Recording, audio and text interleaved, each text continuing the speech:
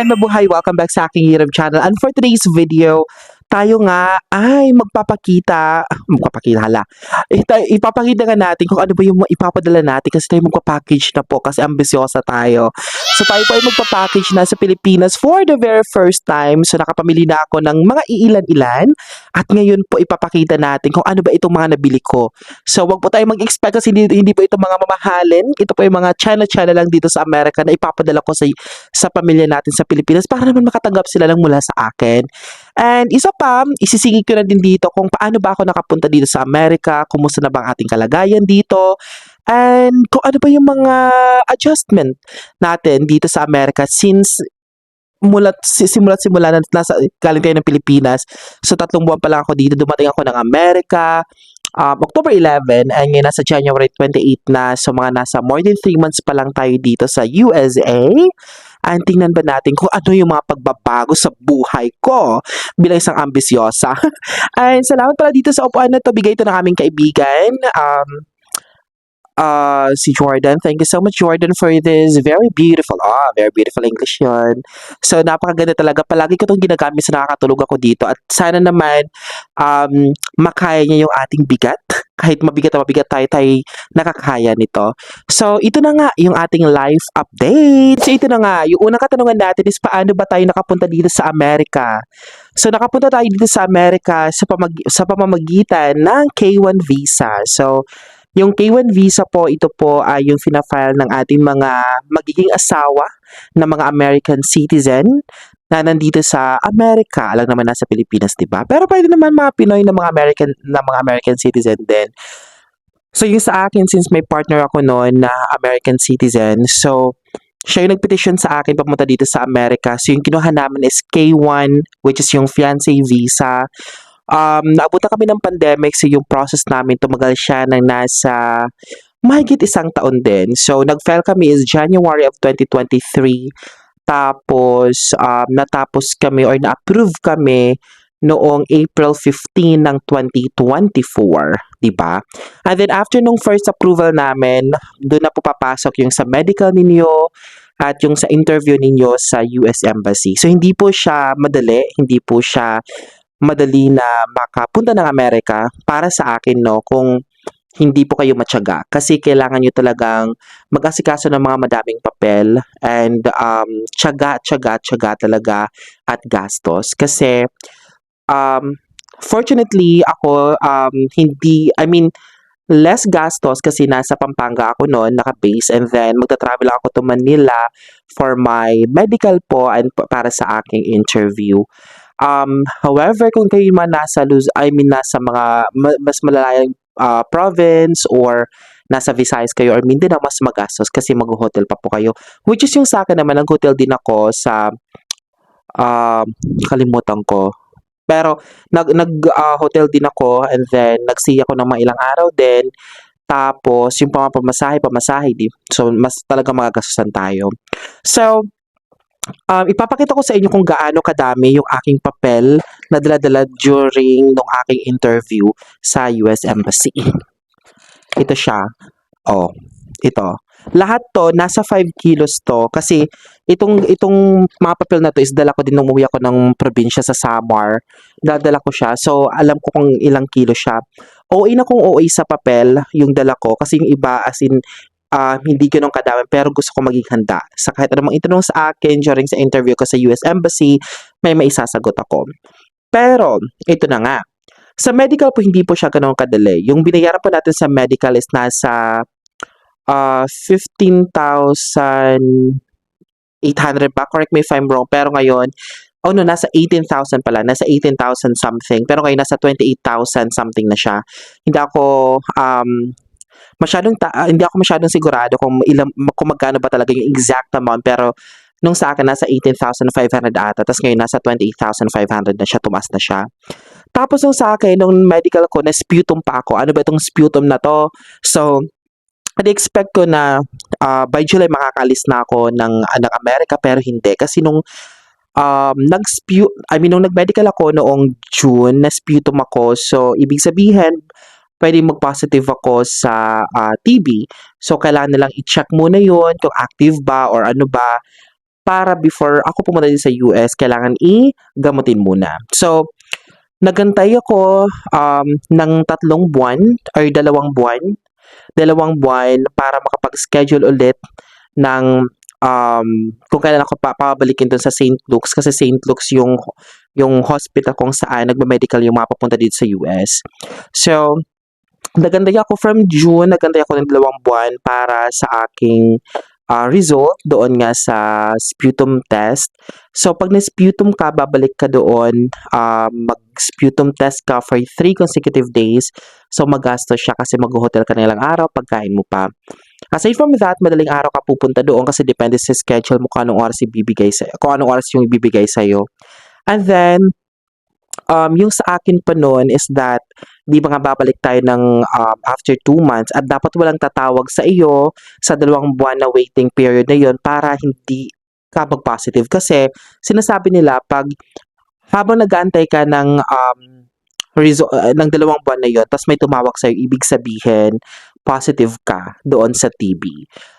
Yung sa akin, na natakot ako kasi may tumawag sa akin before doon sa balik ko, which is pala yung reason bakit tumatawag sa akin is i-a-adjust lang yung balik ko doon sa St. Luke. So, good thing yun na yung reason bakit tumawag sila sa akin. Kasi yung mangyayari niyan, for example, na sputum ka, and then nag-positive ka sa TB, ibig sabihin, maggagamot ka ng 6 months sa St. Luke's. So, hindi ka, pwede kang maggamot sa kung sa taga saang province ka or ano, pero 1 taon yon.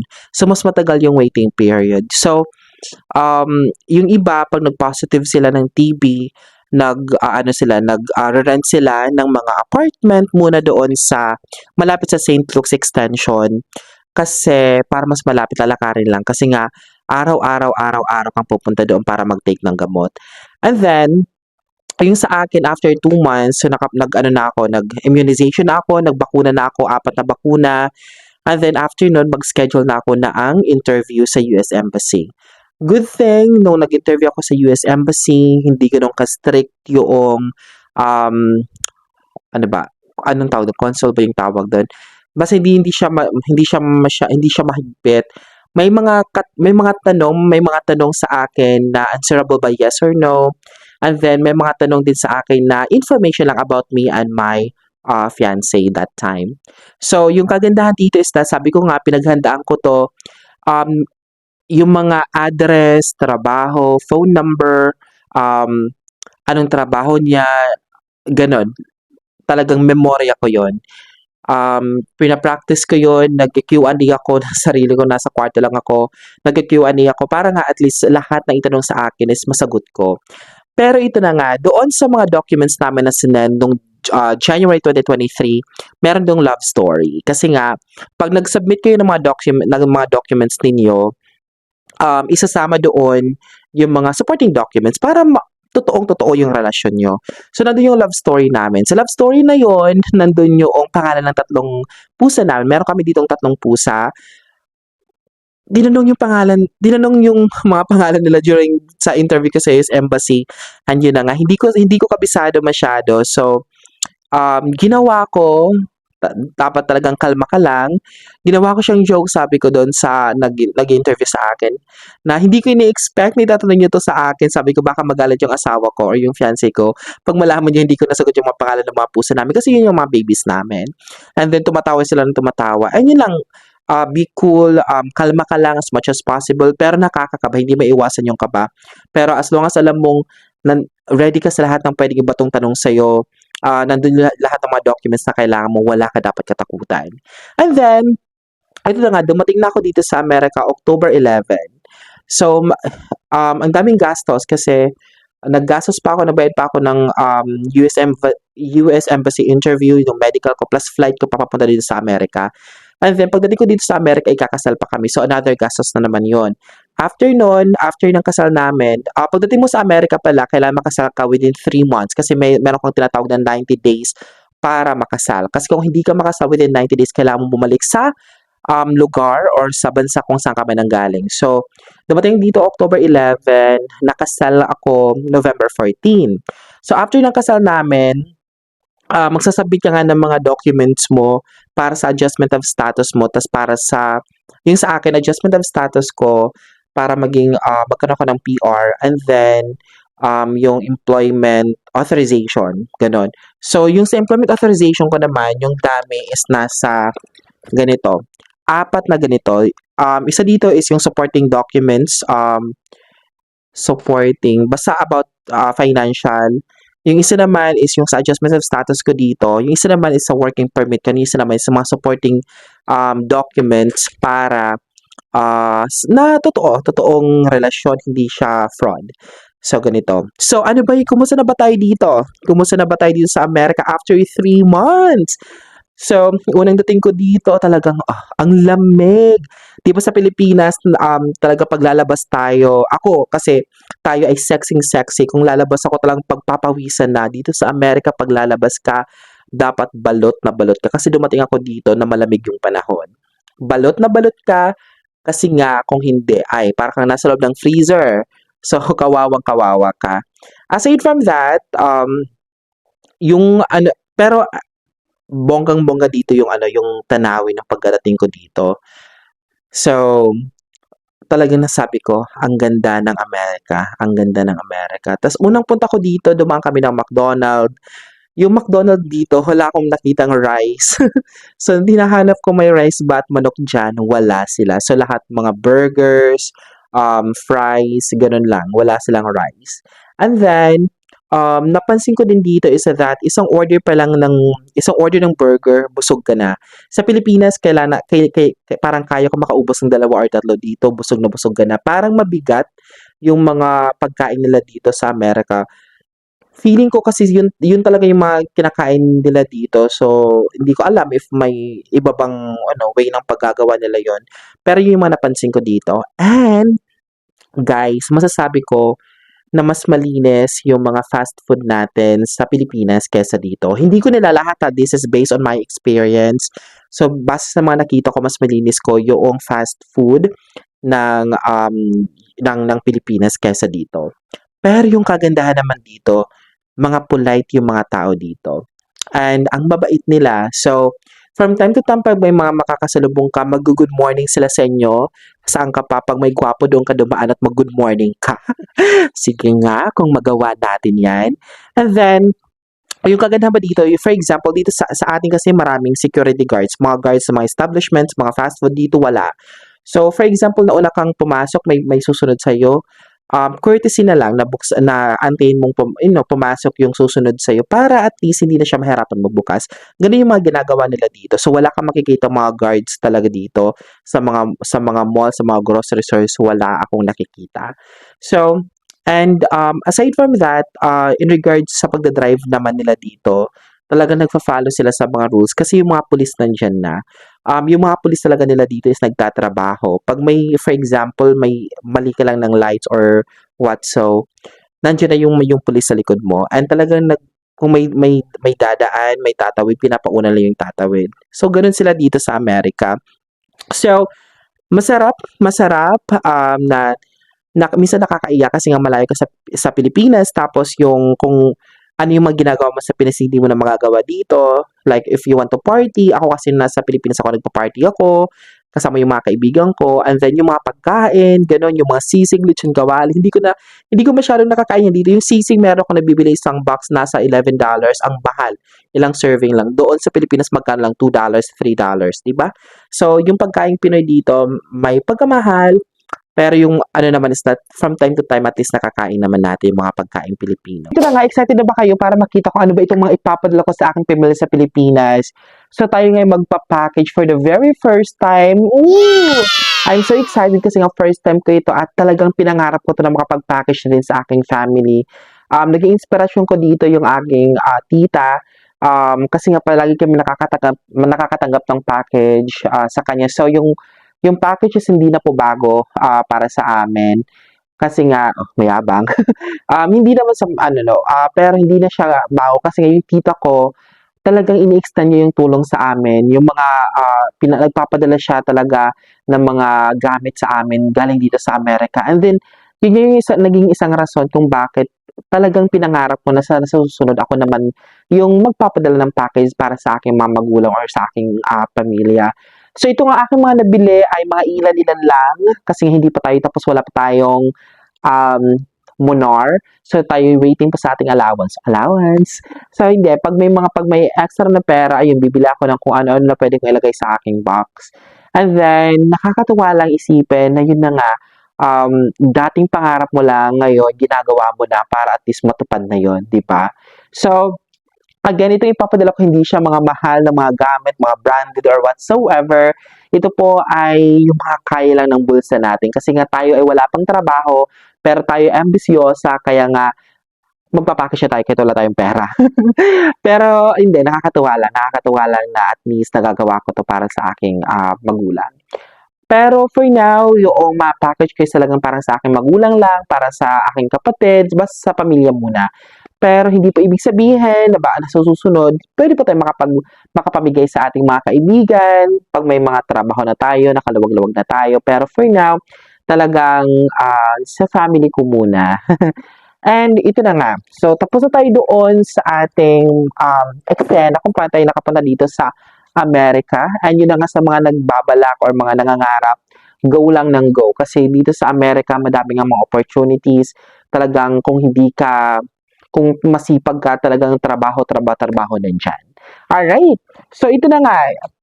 Um, Feeling ko alam naman natin yung may mga pamilya dyan na merong yung may mga kamag-anak din sa Amerika. So, ito nga, yung iba mga nabili ko galing itong Walmart.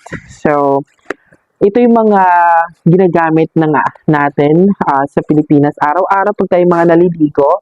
So, meron ko dito mga conditioner. Hindi po ito mga mahal, pero mga mabango po siya. At mga perfect na kasi mula sa puso, di ba? Pag mula sa puso, perfect. So, ito na nga, ito yung mga conditioner. Tapos may shampoo na din. So, partner-partner po iyan. Tapos, ayan, medyo madami po itong nabili natin kasi nga hindi po siya mahal. So, ayan, mga conditioner yan, mga shampoo naman ito. So, yung mga ipapadala natin. Pak! O, di ba? So, para yung family natin ay talagang tuloy ang bango at tuloy ang ginhawa. Charis. So, yun na nga. So, ito yung para sa aking mga kapatid, sa aking mga magulang, sa aking mga pamangkin, na pang araw-araw nilang ginagamit. Di ba? Perfect. And then, aside from that, actually, medyo madami yung nabili natin na mga shampoo kasi nga gusto kong meron stock sila. Pero feeling ko naman, yung tita ko din is magsasend ng box. So, talagang madami na yung stock nila. So, yun kasi yung mga na tatanggap namin dati. And then, meron akong mga shampoo dito. Ay, may mga lotion ako dito. May lotion pa ako doon na iba. Yan. May mga lotion ako dito na aking din nabili. Perfect na perfect po ito. Ay, hindi. Baliktad pala. Ayan. Bili na po, Charis. So, ito po, nabili ko to sa Walmart. If hindi sa Walmart, baka sa Dollar General. Pero, malalaki na po siya. Perfect na perfect. Kasi nga magagamit ng ating pamilya pang araw-araw. So, di ba, kahit hindi siya ganun ka mga mahal, pero para sa akin, mahal na po yan kasi nga wala tayong trabaho. And, ito naman is request ng aking mother, Pantene. And then, aside from dyan, meron din tayong mga nabili na. Ito naman para sa aking pader or hindi, feeling ko, or sa mga asawa ng aking mga kapatid. Ayan, may mga body wash na sila. Ito ay hydrating 3-in-1 hair and body plus face wash, di ba? So, tatlong kapatid, tapos ito naman para sa mga asawa nila. Di ba? Perfect. So, hindi pa ganun kadami yung nabili ko, pero pwede nang eksena natin, ilalagay natin sa box natin, di ba? Para at least mapuno na din natin yung box natin. Di ba? Pack. Di ba kahit Kogi papadala natin sa package? Pero yun na nga, kasi nga, di ba, carry, kasi pang araw-araw na mga ginagamit natin sa Pilipinas ng ating pamilya. And then, aside from that, may nabili din ako na, ito ay pancake waffle mix. So, pwede lang, yung mga pamangkin ko kasi para may mga snacks sila, so may mga pamangkin ako. So, kaya bumili ako nito na pancake. And then, sabon. So, sabon na to, nasa 12 bars siya sa isang ganito. Old Spice, mabango. So, yan. Ilalagay din natin yan sa box natin. And then, meron pa akong sabon. Diba? Marami tayong sabon. Pero kasi pag hati-hatian na, nila yan, meron pa tayong sabon. Hati-hatiin na lang nila yan, diba? Ganun yung eksena natin. Pag sa Pilipinas, pag dumating yung package natin, hati-hati na lang yung family natin. And then, maiksi na naman tayong conditioner. And then, another conditioner. O, diba? Perfect na. Ang dami kong, mga nabili ko mga. Pero guys, again, conditioner. Again, ito is para sa mga sister ko, sa mama ko.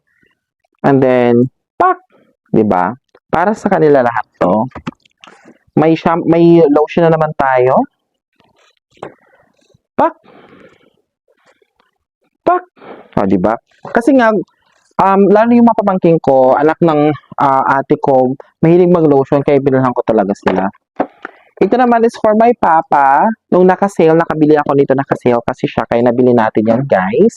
Kasi nga, minsan tumitingin ako sa mga naka-sale kasi doon ako namimili pag naka-sale. Kasi, lalo na nung Pasko, nag-ano nga ako, nagsisi nga ako, bakit hindi ako namili nung Pasko since mga-package naman ako. Pero kaya rin na yun, para at least naman next time alam na natin.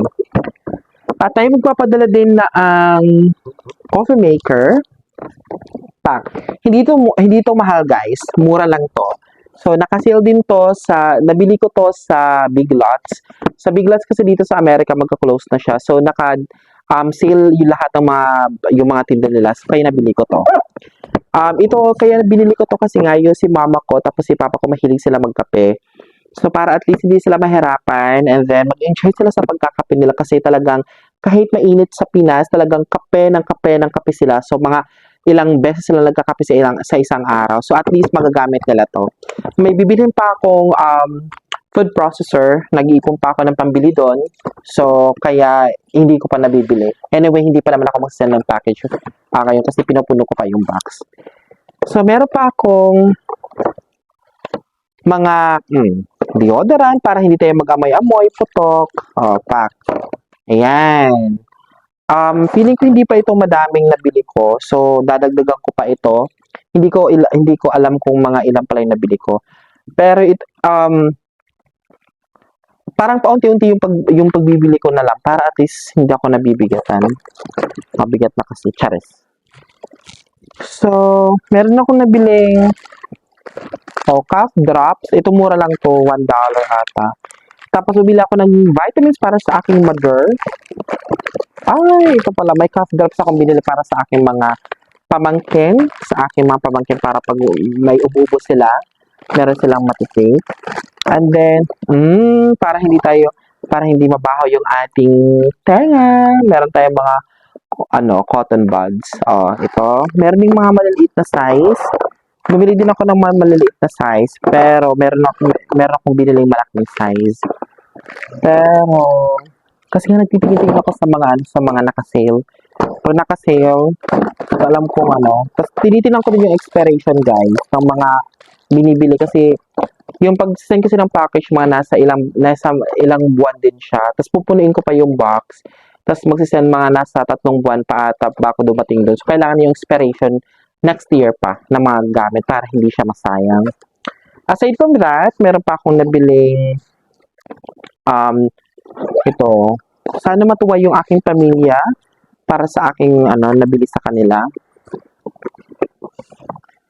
Ito ay nabili ko para sa aking 3 kapatid na babae and then para sa aking mother. Nung nakasale yung Bath and Body Works, pumunta ako doon para bumili. So, nakabili ako para sa aking mother and sa aking 3 kapatid. And then, yung pamangkin ko pa, kasi nga, yung pamangkin ko, hindi din ito mahal, pero at least galing to sa puso ko. Ito ay para sa aking pamangkin kay Martin.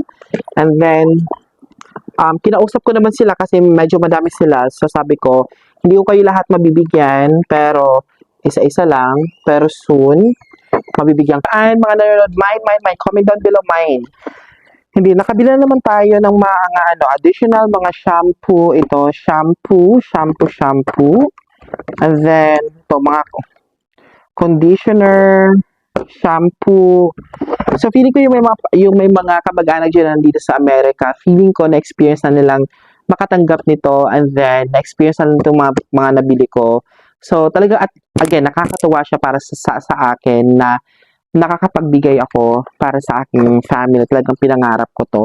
And malaking inspiration sa akin is yung tita ko talaga na nag-share ng blessing niya sa amin. So, malaking factor siya sa akin. Kaya, nag, nag, nag, parang nangarap ako na makapunta sa Amerika. May kaibigan din ako na may kamag-anak siya dito sa US. So, parang malaking factor din sa kanya baka siya nag-Amerika is dahil nakita niya nga kung gaano ka generous yung tita niya. So, ganun din yung sa akin. And then, nakita ko nga kung gaano, yung magandang buhay. So, kaya pinangarap natin yun. So, shampoo, marami tayong mga shampoo dito. Again, guys, sana may kakayahan ako mabigyan kayo lahat ng mga kamag-anak ko, mga pamilya namin. Pero for now talaga is naka-priority muna siya sa aking mga kapatid ta sa aking magulang. Kasi first package ko to and then pangarap ko talaga to na makapag-package sa kanila or makatanggap sila ng package na galing sa akin. And wala pa akong mga spam, wala pa akong mga ganun kasi nga inaantay ko pa na kung kailan talaga may send yung box na to kasi gusto ko isi-send ko na hindi expired, 'di ba? Para at least mas mahaba yung expiration kasi naningin na ako yung expiration nila nasa December ata. So ayoko naman ng ganun. May mga nabili din ako ketchup, 'di ba kung ano-ano lang. Barbecue sauce, yun. Pero may mga ito hindi pa to kompleto. Marami pa akong bibilhin para sa kanila, para sa aking family, para sa aking magulang. And meron din akong nabiling, wait lang. Ito, meron akong nabiling coffee creamer, and then may nabili akong Coffee Mate. Di ba? Kahit ano lang, mas at least ma-experience nila na galing sa akin. And mag-enjoy din, at least mag-enjoy sila mama ko, sila papa ko. Guys, ito yung napansin ko. Kung may mga kamag-anak kayo dito sa US, kumustahin nyo sila. And then, from time to time, kasi napansin ko dito talagang trabaho. Mahalaga yung trabaho dito kasi madaming gastusin, madaming binabayaran. Katulad sa amin, isa lang yung income namin for now. So talaga as much as possible kailangan namin magtipid. Di ba? So ito na nga yung mga mas bongga pa. This is for my sister. And meron pa akong ibang nabili para sa aking kapatid yon. And then, ito mga nabili ko sa mga naka-sale. This is for my mama. Social mama. Para pa magsisimba siya at para kung may mga chismosa, machismis siya. Pero yun na nga. Nabili kayo para sa aking mother. Tapos meron pa akong nabili na isa pang, saan ka pa dyan? Lalabang ka ba? Para pag sasayo ng aminudo. Aminudo? Aray! Di ba? Perfect. Para sa aking kapatid. para naman, matuwa naman din. Meron din akong mga ganitong nabili para sa aking din to. Sa aking kapatid at kaila mama ko. So, may nakalagay na kung kanino para hindi mag-agaw-agaw. Di ba?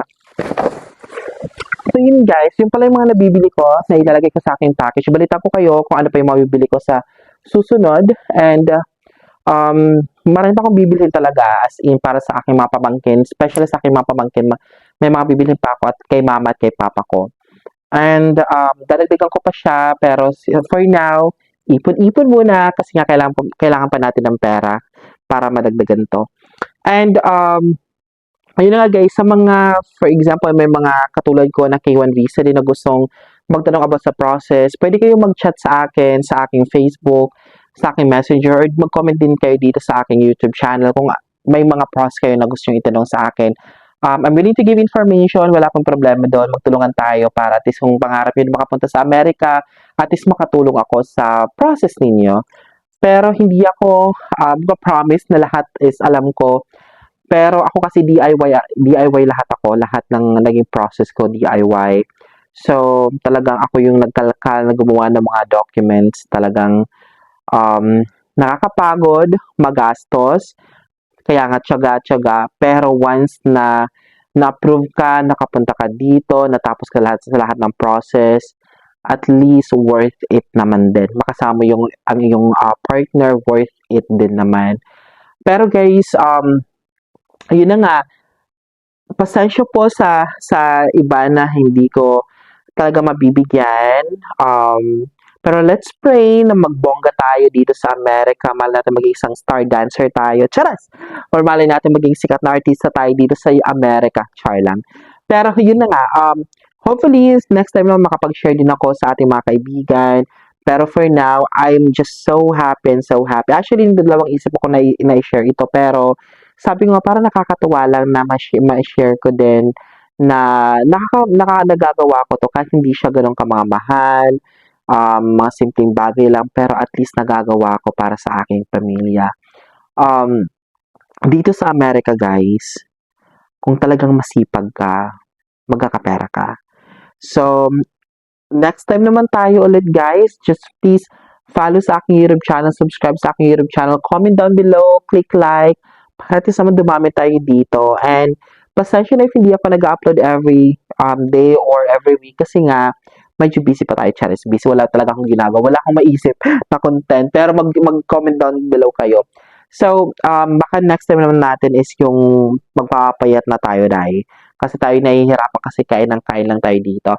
So guys, maraming salamat again. Please subscribe to my YouTube channel and then just comment down below kung may mga suggestion kayo or advice dito sa aking vlogging or suggestion na content sa aking vlog. And thank you sa lahat po nag-subscribe sa akin. Bye!